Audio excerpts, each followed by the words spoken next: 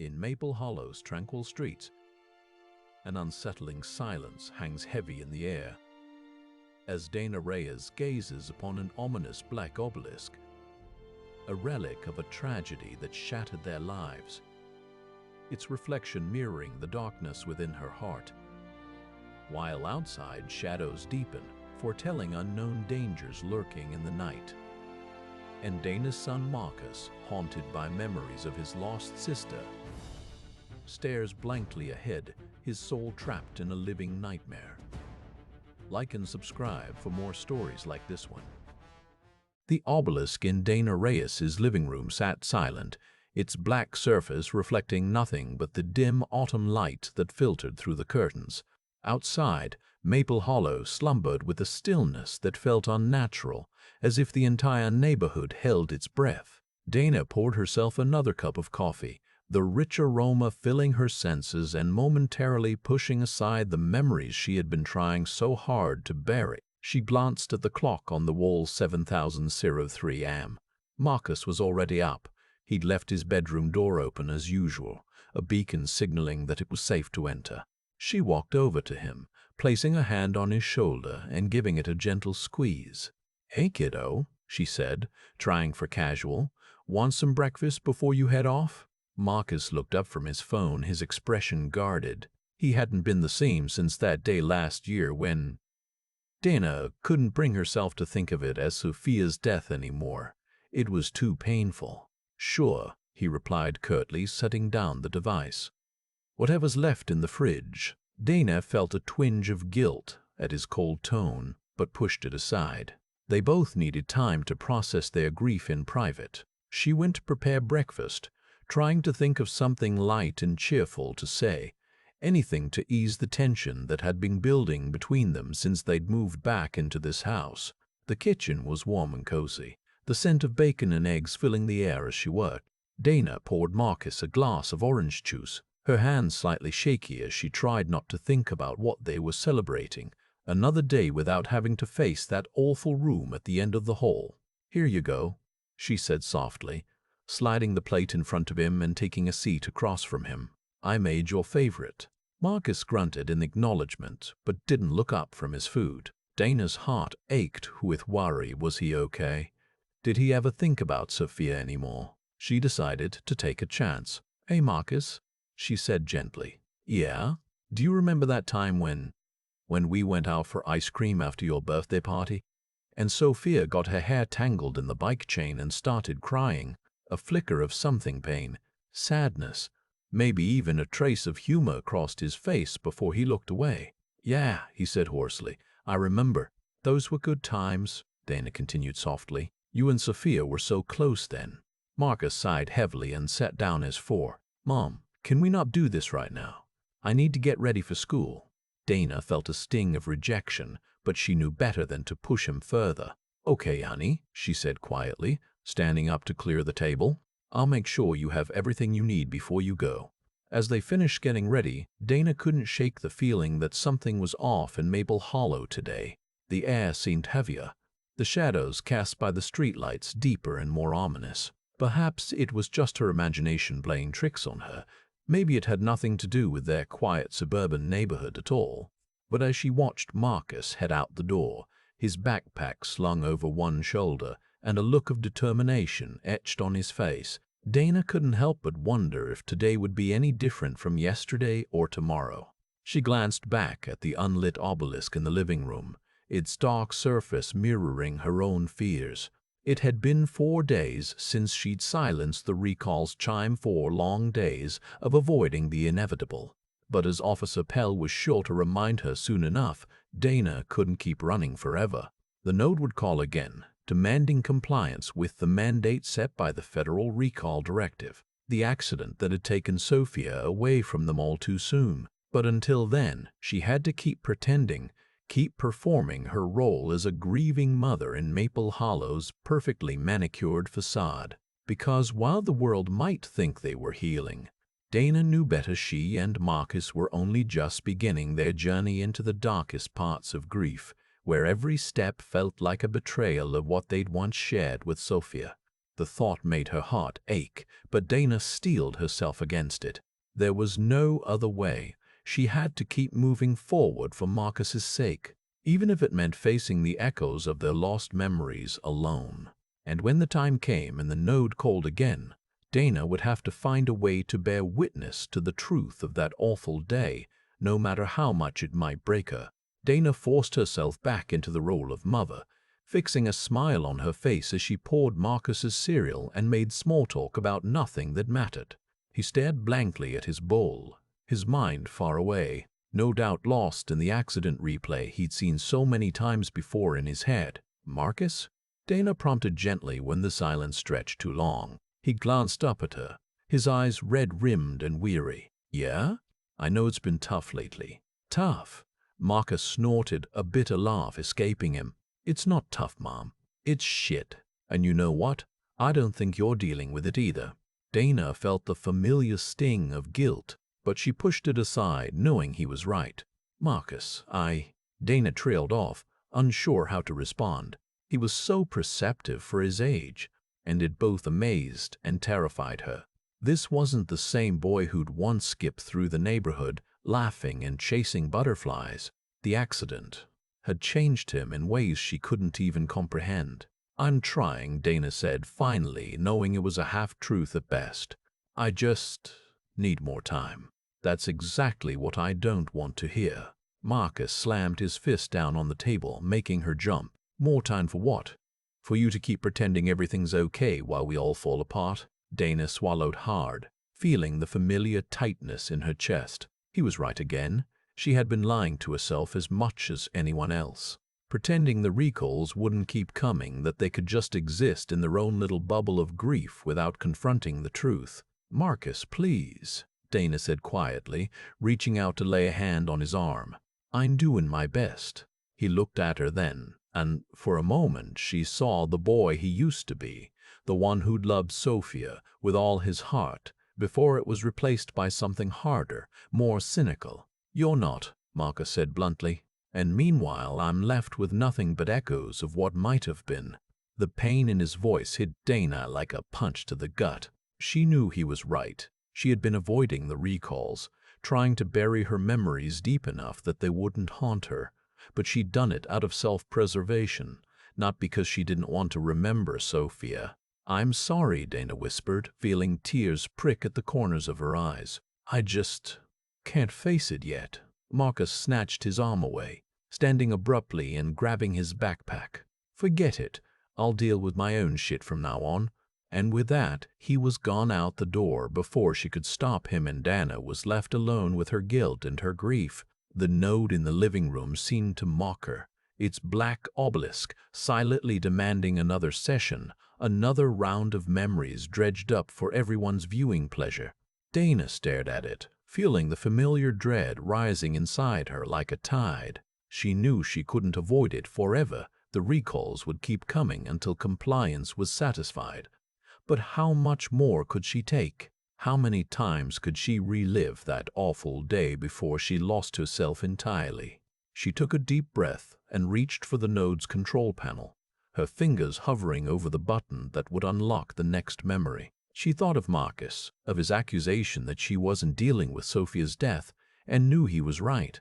But as much as Dana wanted to turn away from the pain, another part of her, the part that still loved and missed their daughter, needed this.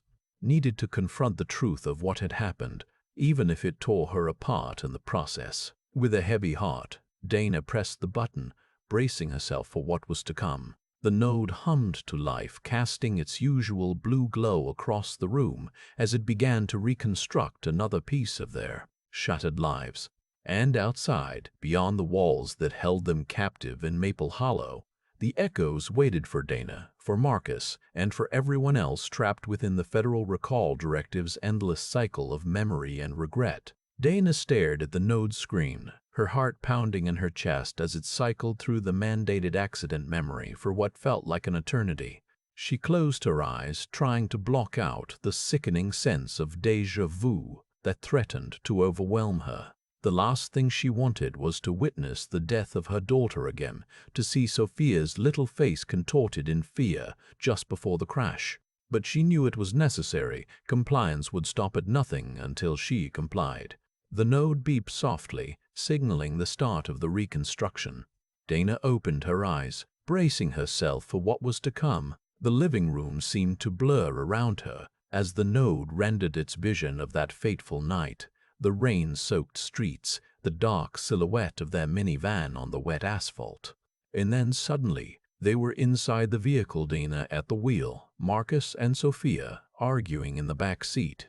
Dana's eyes darted to the rear-view mirror as she heard her own voice raised in anger, chastising them both for their foolish fight. In the reflection, she could see the strain on her face, the desperation in her eyes. She remembered the way her hands had tightened on the wheel, the moment when she'd lost control and drifted across the center line. The node cut to a new angle, the headlights of an oncoming truck flooding the minivan's interior, and Dana felt her stomach drop as she saw it all again. Sophia's scream, Marcus's face a frozen mask of terror, the sound of crunching metal and shattering glass.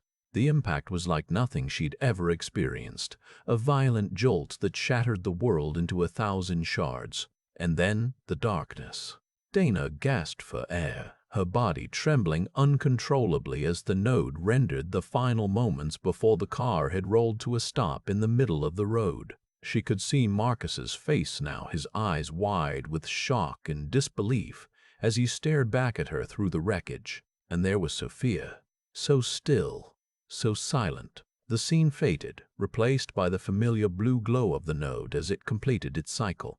Dana sat motionless on the couch, her mind reeling from the sheer brutality of the memory. It was always this way, reliving that moment, experiencing again the horror and helplessness she'd felt in those final seconds. She glanced over at Marcus, who had retreated to his room after their argument earlier. His door was closed, but Dana could sense the turmoil brewing inside him, the anger and frustration he couldn't quite put into words. She knew he blamed himself for what happened, that nightmarish feeling of being trapped in a car that wouldn't move as it hurtled toward oblivion. She stood up slowly, her joints creaking with exhaustion and grief. Dana made her way to Marcus's door, hesitating for just a moment before knocking softly. There was no response, but she knew he was there. He always was when the recall session ended. She waited in silence, hoping against hope that maybe this time, just this once, he'd be willing to talk about it. But when the door finally swung open, Marcus's face was set in a mask of fury and hurt, a look Dana had seen all too often since the accident. "You lied," he spat, his eyes blazing with accusation as he stared at her. "You never told me how it happened, how I wasn't even driving. Why did you keep it from me?"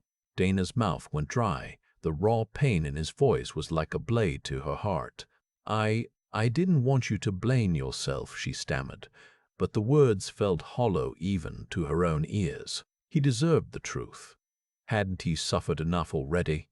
But as Dana looked into his eyes, saw the depth of his pain and anger reflected back at her, she realized just how fragile their relationship had become. "Marcus," she began, but he cut her off, his voice rising in anguish. "What's real anymore, Mom? What is truth?" He gestured wildly toward the node, which still pulsed softly on the living room floor. "You let them turn our lives into a fucking simulation, a lie, and we're all just along for the ride." Dana felt her anger rise to meet the injustice of it all, the way they'd been manipulated and controlled by the federal recall directive, by this goddamn node that insisted on dragging up their darkest memories without mercy. "It's not a lie," she shot back, her voice trembling with emotion. It's the truth." "The fucking truth?" Marcus scoffed bitterly, shaking his head in disgust. "You're saying what happened to Sophia is the truth? That it's okay to relive that moment over and over again until we're both completely broken?" Dana felt her control slipping, the node's constant demands. The endless loop of grief was taking its toll on them both. "Marcus," she began again, her voice softening with desperation, "I'm sorry I was wrong not to tell you the truth sooner. But please, please don't give up on me. Let's face this together." Before she could finish, Marcus slammed the door shut in her face. final, brutal rejection that left Dana reeling and alone once more in their living room, the node still humming softly at her feet like a vengeful specter. She sank down onto the couch, her body racked with sobs as she realized that even this last desperate attempt to connect with her son had failed. And yet, somehow against all odds, for a long moment Dana simply sat on the couch, her body trembling with each heaving breath as tears streamed down her face. The soft hum of the node, once comforting, now felt oppressive and threatening. Always there, always watching, waiting for its next opportunity to tear them apart. She felt utterly alone, adrift in a sea of grief that seemed intent on drowning her. As the sobs slowly subsided, she began to notice the silence. No sounds from upstairs. The television Marcus usually watched to escape his thoughts was off, and no music drifted down from his room. He'd never left her like this before, not after an argument. Was he still there, sitting in his darkened bedroom, replaying their exchange over and over again? Dana wiped her face with the back of one hand, feeling a numbness creeping into her skin where tears had once been hot. She needed to move, needed to do something, anything, to break through this silence that threatened to suffocate them both. Rising from the couch, she crossed to the staircase, her footsteps echoing off the walls. At the top of the stairs, she paused outside Marcus's bedroom door, hesitating before knocking softly. A gentle tap, a plea for him to open up and talk to her again. Silence was her only answer. No rustling of sheets or shuffling of feet. Dana knocked again, louder this time, but still there was no response. With a heavy heart, she turned away from the door and made her way down to her own room instead, shutting herself inside with a quiet click of the lock. She'd never locked Marcus out before, not even when he was younger and needed supervision. But something in her felt unsafe now, unsure of how far his anger might take him. Once alone, Dana sank onto her bed, staring blankly at the wall as memories flooded back. A lifetime of birthdays, holidays, quiet evenings like this one spent together as a family. Sophia's laughter rang out in her mind, the way she'd always looked up to Marcus, her older brother, and protector, and tears pricked once more at the corners of Dana's eyes. She reached for the node on her bedside table, fingers trailing over its cold metal surface, a constant reminder of the memories that haunted them both. With a heavy sigh, she powered it up, the soft blue glow illuminating her room as Sophia's birthday hologram materialized before her. "Happy birthday to you, happy birthday to you." The sweet, cheery tune filled the air as Dana watched the glitching 10-year-old blow out her candles on loop, a poignant reminder of all they'd lost. She spoke softly, her words barely audible over the music. "I'm sorry, baby. I should have told Marcus sooner, but I didn't want him to blame himself for something that wasn't his fault." The hologram's sweet smile never wavered as she blew out another set of candles. "I know he still blames me, and maybe some part of him always will, but what we both need now is the truth. And no matter how painful it is, I'm ready to face it head on, because that's what mothers do." Dana's voice cracked on the last word, a raw admission of guilt and love all mixed together. She finished speaking, a quiet knock sounded at her door, the lock clicking open as Marcus slipped inside. Dana turned to face him, her heart racing with apprehension as he approached the bed. The note hummed softly behind them, its hologram still visible in the corner of the room, a constant reminder of the memories they'd be forced to confront together. "Mom?" Marcus's voice was quiet, the same voice she remembered from before his anger took over. "I'm sorry for what I said earlier. I know you were just trying to protect me." He paused, looking down at his hands clasped tightly in front of him, a sign that he was struggling with something. "But there's still a part of me that wonders if maybe things would have been different if you told me the truth sooner." Dana nodded slowly, her own guilt and regret reflected back at her from Marcus's eyes. "You're right, I should have told you," she admitted, her voice soft with sincerity. "And I'm sorry for not doing so sooner." She reached out, then took his hand in hers, a tentative gesture of reconciliation. Marcus didn't pull away. He simply stared down at their joined hands, their skin so different now, his rough and calloused from age, hers softer from years of mothering. After a moment, he looked up, his eyes searching hers for something, and Dana saw it, a glimmer of forgiveness, a willingness to move forward. "We'll face this together," she promised him softly. "No more secrets or lies between us." Marcus nodded, his lips curving into a small smile, the first genuine one she'd seen in months. "Okay, Mom, we'll do it together." And with that, the two of them, mother and son, broken but still standing, held on to each other as they faced whatever memories awaited them. Next, a future, uncertain, but for the first time in a long while, not entirely bleak. The node hummed softly behind them, a reminder of what lay ahead. But this time it felt less oppressive, a constant companion rather than an adversary. And perhaps with Marcus by her side, Dana finally had the strength to face whatever memories the state demanded. She witnessed knowing that no matter how painful they might be, at least she'd never have to endure them alone again. Fade out. As weeks turned into months, Dana and Marcus found a tentative rhythm in their shared grief. The node's constant demands were still there, a reminder of their obligation to remember, but it no longer felt like an enemy to be fought. Instead, they came to see it as a companion on their journey, albeit one that asked uncomfortable questions. With each mandated recall session, Dana and Marcus sat together in the living room, the space once filled with tension now a sanctuary for sorrow, and witnessed memories they'd previously hidden from each other. They relived moments of joy and pain alike, Sophia's laughter as they built sandcastles on summer afternoons, her tears when she fell off her bike, skinned knees throbbing, the quiet nights spent cuddled together, watching the stars through the bedroom window. Through these shared recollections, Dana and Marcus began to rebuild their relationship, a fragile bridge of trust spanning years of hurt. They discovered that despite all they'd endured, there was still a part of them that remained unbroken, that spark of love and resilience which could never be fully extinguished by the state's machinations. But as time passed, Dana couldn't shake the feeling that they were merely biding their time, waiting for the inevitable next mandate to drop upon them. The node's relentless hum in the background was a constant reminder that their memories belonged not to themselves, but to the government, a fact that both comforted and terrified her. One day, as she sat on the couch scrolling through Sophia's old-school photos, a cherished ritual she shared with Marcus, the node emitted its familiar chime once more. Dana felt her stomach twist into knots as she glanced at Marcus. His eyes were already fixed on hers, a silent understanding passing between them. They rose from the couch in tandem, hands linked, a united front against the coming storm. Dana powered up the node, and the familiar blue glow enveloped the room, the scent of over-shampooed carpet mingling with the metallic tang of technology.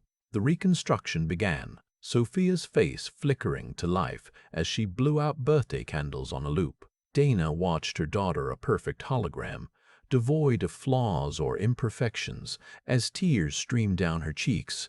She felt Marcus's hand tighten around hers, his presence a balm against the pain. The memories might belong to the state, but they were hers, they were theirs, and no amount of coercion or manipulation could ever truly take them away. With this epiphany, Dana found solace in her sorrow, the weight of it finally beginning to lift. She and Marcus continued to witness mandated sessions, but now they did so with a sense of purpose, a determination to honor Sophia's memory by embracing the pain she'd left behind. And when the node's chime sounded once more, demanding its next sacrifice from their broken hearts, they responded with a steadfast resolve, a refusal to let the state dictate how they mourned or what memories they held dear. For in the end, it was not the government that owned their grief. It was theirs alone, and they would cling to it like a precious gift, a testament to the love they'd shared and would always carry. Fade out. As time passed, life in Maple Hollow resumed its mechanical rhythm. Dana went through the motions, completing each mandated recall session with a sense of duty rather than dread. The node's constant demands had become an accepted part of her daily routine, the price she paid for Marcus's freedom from state-sanctioned grief care.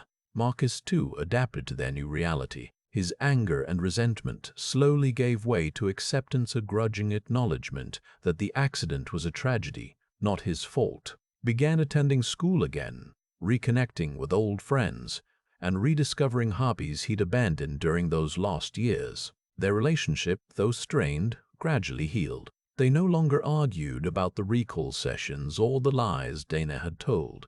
Instead, they found solace in their shared grief, a bond forged through pain and sorrow. On nights like tonight, as they sat together on the couch watching the stars twinkle outside the window, Marcus would occasionally reach out to touch his mother's hand, a silent understanding passing between them. It was then that Dana noticed something peculiar. The node had begun queuing an unusual number of mandated sessions, one after another, with no breaks in between. She wondered aloud if this could be some kind of glitch or malfunction, but Marcus simply shrugged and changed the topic. His indifference unnerved her, a reminder that he'd grown into a young man whose concerns now extended beyond the confines of their troubled home. Days turned into weeks. The constant stream of recalls continued unabated. Dana grew weary, her resolve beginning to wane under the relentless pressure. She felt like a puppet on strings, dancing to the node's tune without any control over her own life. As she sat in front of the matte black obelisk, waiting for the next session to begin, a creeping sense of desperation began to consume her. The doorbell rang, jolting her from her reverie. Marcus answered it, revealing Officer Pell standing on their porch, a sight that filled Dana with dread. The woman's smile was as chilling as ever, but this time it seemed tinged with an undercurrent of pity, a sentiment that only added to Dana's unease. "Pell," Marcus greeted her curtly, his tone a warning for Dana not to get her hopes up. "I am afraid we have a situation," the officer began, glancing at Dana. "It seems your compliance rate has been questionable lately. We need to conduct an on-site inspection of your home," Pell said firmly, her eyes flicking toward the living room where the node stood ready. "Please allow me entry so I can verify these discrepancies." Dana felt a chill run down her spine as she realized that their carefully constructed facade was about to crumble. Marcus, however, remained silent, a stoic wall against which Dana could sense his mother's mounting panic. With a deep breath, Dana nodded reluctantly, stepping aside to let Pell pass. The officer moved with precision, surveying every corner of the room with an analytical eye before finally approaching the node. As she accessed its logs, Dana watched in horror as the truth began to unravel, a trail of deliberate deletions and alterations that could only be the result of Eli's illicit memory editing software. "Dana Reyes," Pell said softly, her voice no longer procedural but tinged with a deep sadness. "We've found evidence of illegal memory manipulation on your node. Your attempts to edit the recall sessions have resulted in compromised data. As a result, I'm afraid we'll need to reassess both of you for state-sanctioned grief care." Dana's world shattered around her, her worst fears realized with brutal precision. She felt Marcus's eyes on her, his silent accusation cutting through the suffocating silence like a razor. The officer's next words were a distant hum, lost in the maelstrom of Dana's despair. "We'll need to confiscate your home node and place you both under close observation until we can determine the best course of action for your reconciliation." Dana looked at her son, this young man who had carried so much pain and grief inside himself for far too long, and saw a glimmer of hope in his eyes. He reached out to her once more, his touch warm against her icy skin. In that moment, Dana knew she couldn't let them take him away, not again. She made up her mind then and there, whatever it took, whatever the cost, she would find a way to reclaim their lives from the clutches of the state. As they were led out into the cold night air, Dana whispered something in Marcus's ear, a promise, a vow to fight for their freedom until the end. And as they disappeared into the darkness together, the node's last chime echoed behind them, a haunting reminder that in Maple Hollow, love and loss were commodities traded on the black market of government control, and nothing would ever truly be theirs again. Fade out. The day of confiscation arrived like an executioner's blade, severing their last ties to normalcy. 2 uniformed compliance officers, one of whom Dana recognized as Officer Pell from her previous welfare check, drove up in a black van with tinted windows and a logo emblazoned on the side.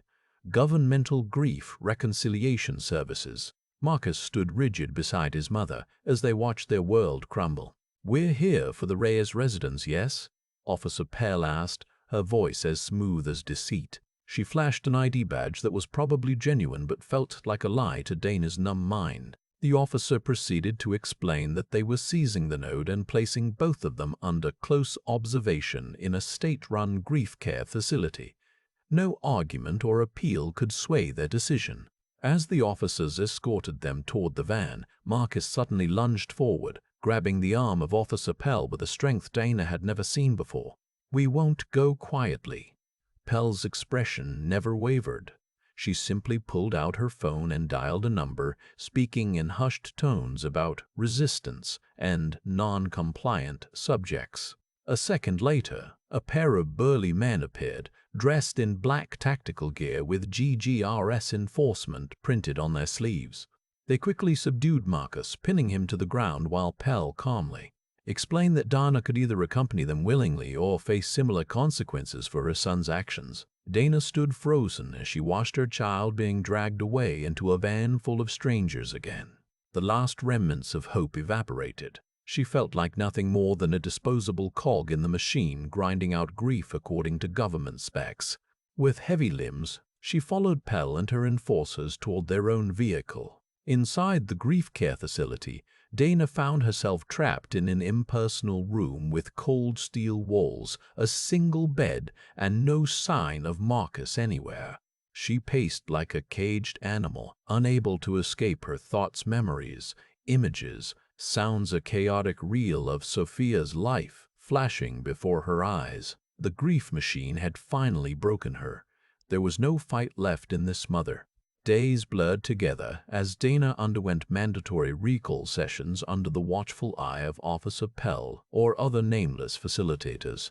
Each holographic reconstruction tore open new wounds, birthdays, holidays, family vacations, every memory stolen from her and reshaped to fit the state's narrative of proper mourning.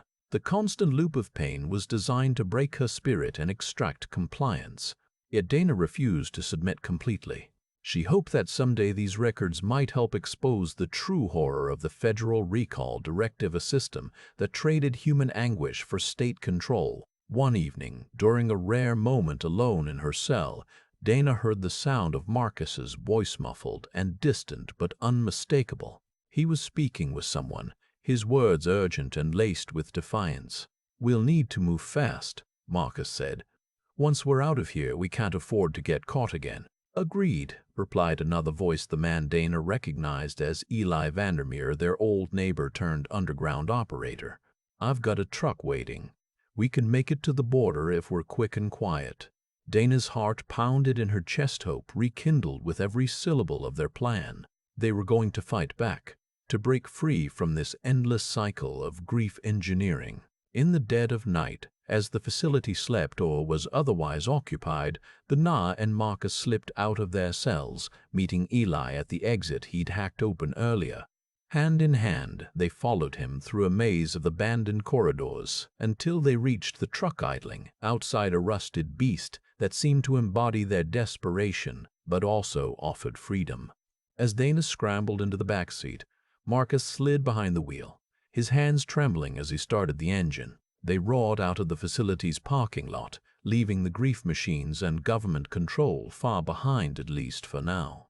On a dark highway, under an endless sky, they found themselves face to face with nothing but possibility, freedom that was theirs alone, not owned or dictated by some nameless bureaucrat. And though the pain of their past still lingered like an open wound, Dana knew it was time to forge a new future, one where their love for each other wasn't exploited as fuel for the state's machinery.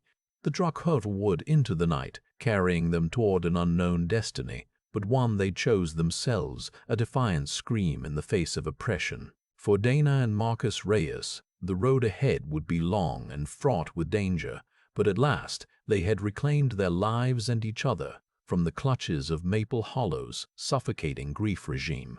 Fade out. The engine hummed as they sped down the highway, leaving everything they'd known behind a wasteland of beige houses and surveillance cameras that once seemed so permanent but now felt like an eternity ago. Dana's heart pounded in her chest, a strange mix of exhilaration and dread as she gazed out at the endless expanse of dark asphalt stretching before them. Marcus gripped the steering wheel tightly, his knuckles white with tension.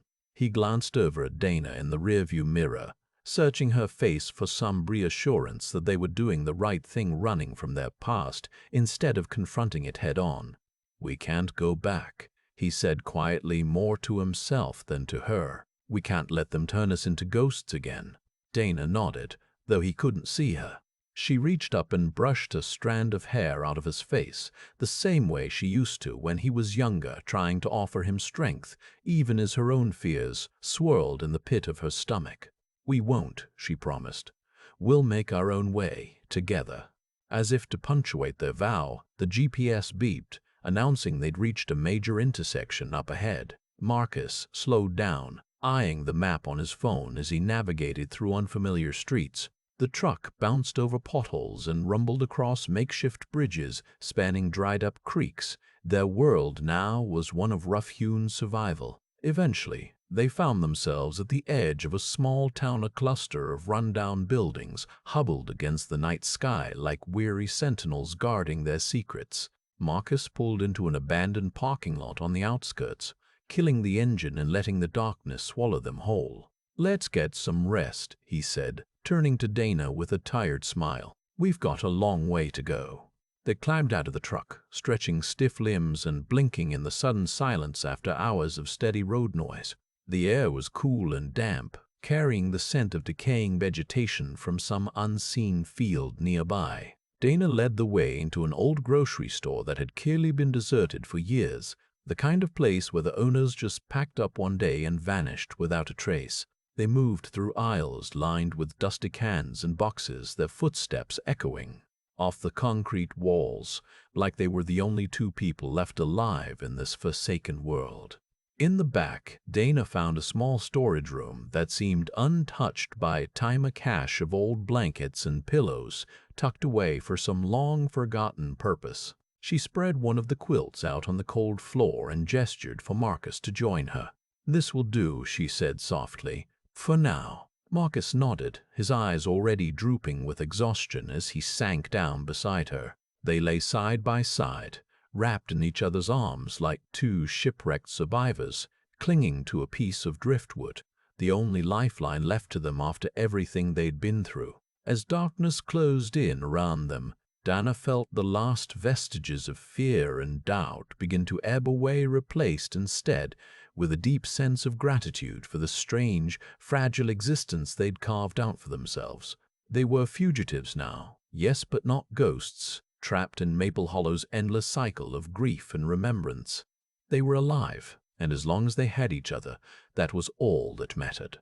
Dana's eyes fluttered closed as she felt Marcus's warmth seeping into her own tired body. They lay there in silence for what seemed like an eternity, the only sound the soft hum of the abandoned store, punctuated by the occasional distant rumble of thunder outside. It was well past midnight when Dana finally stirred awake, her mind foggy from too much sleep and not nearly enough food or rest. She carefully extricated herself from beneath Marcus's arm and sat up on the quilt, stretching out the kinks in her back as she took stock of their surroundings. The small storage room seemed to have absorbed all the despair that had pervaded Maple Hollow. The dingy concrete walls now appeared merely dull rather than oppressive. Dana's gaze wandered over the stacks of old blankets and pillows, wondering how long they might last if things got truly desperate on the road ahead. "Marcus," she whispered, not wanting to startle him awake just yet. "We should probably get moving soon." He grumbled a sleepy acknowledgement but didn't stir, so Dana let herself drift back toward sleep once more, lulled by his steady breathing and the comforting weight of their shared survival. The next morning dawned gray and overcast, the kind of day that made you want to burrow back under the covers. Instead, Dana forced herself out from beneath the quilt and began gathering up what little gear they'd accumulated. 2 backpacks filled with water bottles, non-perishable food, a few spare clothes for each of them, and nothing else. As she worked, Marcus woke up with a start, blinking at her in confusion. "What's going on?" he mumbled, still half asleep. "We need to go," Dana said curtly, already shouldering one of the backpacks. She glanced down at him and softened her tone, just enough to reassure him without giving away her own fear and uncertainty about what lay ahead. "We'll find a place to settle soon, I promise." Marcus nodded slowly, rubbing his eyes before scrambling to his feet. Together they exited the abandoned store and stepped out into the chilly morning air, a whole new world stretching out before them like an empty canvas waiting for their brushstrokes.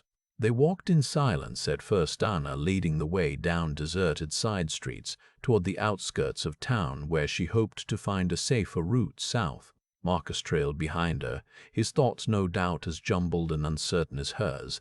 After a while, he fell into step beside her, matching his pace to hers without needing to be told. Dana glanced over at him, noting with surprise how much taller he'd grown in just the short time they'd been on their own. He was almost a man now, and it was sobering to realize that she wouldn't always be there to watch out for him. They walked through rolling hills dotted with skeletal trees, their branches reaching toward each other like bony fingers. The farther they went, the more rural the landscape became, the last vestiges of civilization giving way to open fields and winding country roads. By mid-afternoon, Dana spotted a small cluster of houses huddled together in the distance, perhaps a few families still holding on to their land against all odds. She led them toward it cautiously, unsure if they'd find refuge or hostility at the end of this long, wearying journey. But as they drew closer, she saw that every house was deserted, their windows shattered, doors hanging drunkenly from their hinges. Dana felt a shiver run down her spine, a feeling she knew all too well, the same chilling sensation that had gripped her so many times in Maple Hollow. This was the new reality, everywhere the same bleak, abandoned landscape of broken dreams and failed hopes. Even the remnants of civilization were succumbing to the state's relentless grip. They pressed on, moving as quickly as they could across these barren fields until night began to fall, a sky ablaze with colorless twilight. Dana knew they had to find shelter soon. It was no longer a matter of comfort, but survival. She spotted something in the distance, another abandoned structure that might offer them some measure of protection against the gathering darkness, their last hope before total immersion into this desolate, state-controlled wasteland. Without a word, Dana quickened her pace, pulling Marcus along behind her toward their uncertain future of fate, sealed not by choice but necessity. And as they walked on through the fading light of day, she couldn't shake the feeling that the state's ghostly tendrils would reach out and snuff them out, just like every other family who dared to resist. But for now, at least, they had each other, and with that fragile thread of connection still intact, Dana held on to it desperately, her only lifeline in this dark world where nothing was left but the endless cycle of grief and remembrance. The very thing she'd hoped to escape by fleeing Maple Hollow. And so their journey continued into the unknown, each step a silent plea for salvation, a desperate prayer that someday, somehow, they might find a place outside the state's suffocating grasp where love wouldn't be reduced to a scheduled appointment with a ghost.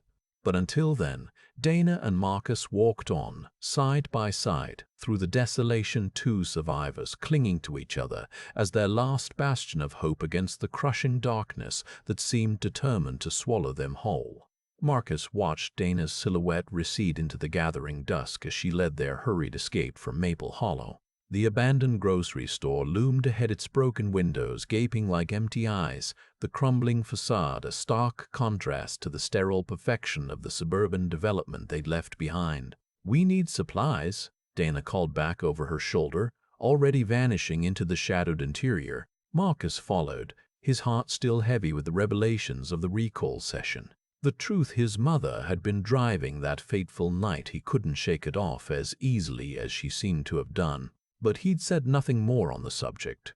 This wasn't the time or place for recriminations and hurt feelings. Marcus helped where he could, his mind elsewhere as he sorted through dusty boxes of batteries and flashlights. "I think we should keep moving," he said finally, breaking the silence that had settled between them. "The state won't stop looking for us." Dana nodded grimly, her expression set with determination as she bagged up their provisions. "We've got a few hours before dawn. Let's make use of it." In the end, they managed to fill 2 backpacks a meager haul against what might lie ahead, but better than nothing. As Dana slung hers over her shoulder and turned to leave, Marcus noticed something different about her, something he hadn't seen since leaving Maple Hollow. She looked hopeful, almost defiant, as if she'd finally come to a decision that filled her with purpose. "What's changed?" he asked quietly, falling into step beside her. "I've realized something," she said, her voice steady and strong. "We can't run forever.